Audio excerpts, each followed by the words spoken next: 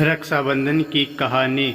भाई बहन का रिश्ता सबसे अनोखा होता है। इसमें रूठना मनाना, एक दूसरे का साथ देना, पापा की डांट हो या मम्मी की मार, इनमें से एक दूसरे को बचाना आदि, इन सब की झलक इस रिश्ते में मिलती है।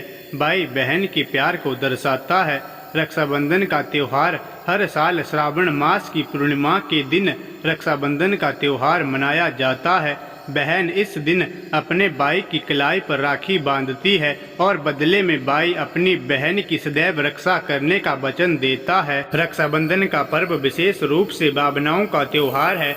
एक ऐसा बंधन जो दो जन्मों को स्नेह के धागे से बांधता है। रक्षाबंधन को भाई बहन तक ही सीमित रखना सही नहीं होगा, बल्कि ऐसा कोई भी बंधन जो किसी को भी बांध सकता है। भाई बहन के रिश्तों की सीमाओं से आगे बढ़ते हुए यह बंधन एक भाई का दूसरे भाई को, बहनों को आपस में राखी बांधना और दो मित्रों का एक दूसरे को राखी बांधना, माता पिता का संतान को राखी बांधना हो सकता है। रक्षाबंधन में केवल बहन का रिश्ता स्वीकारा नहीं है, अपितु राखी का अर्थ है वह श्रद्धा व विश्वास का धागा बांधता है। वह राखी बंधवाने वाले व्यक्ति के दायित्वों को स्वीकार करता है, उस रिश्ते को पूरी निष्ठा से निभाने की कोशिश करता है।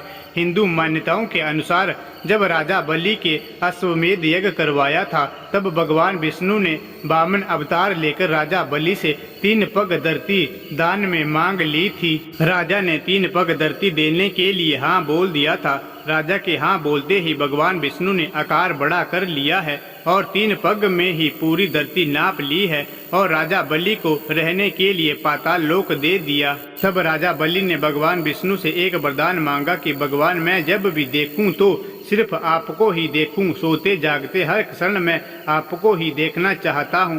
भगवान ने राजा बलि को ये वरदान दे दिया और राजा के साथ पाताल लोक में ही रहने लगे। भगवान विष्णु राजा के साथ रहने की वजह से माता लक्ष्मी चिंतित हो गई और नारद जी को सारी बात बताई। तब नारद जी ने माता लक्ष्मी को भगवान विष्णु को वापस लाने का उपाय बताया। नारद जी ने माता लक्ष्मी से कहा कि आप राजा बलि को अपना भाई बना लीजिए और भगवान विष्णु को मांग लीजिए। नारद जी की बात सुनकर माता लक्ष्मी राजा बलि के पास वेश बदल कर गई और उनके पास जाते ही रोने लगी।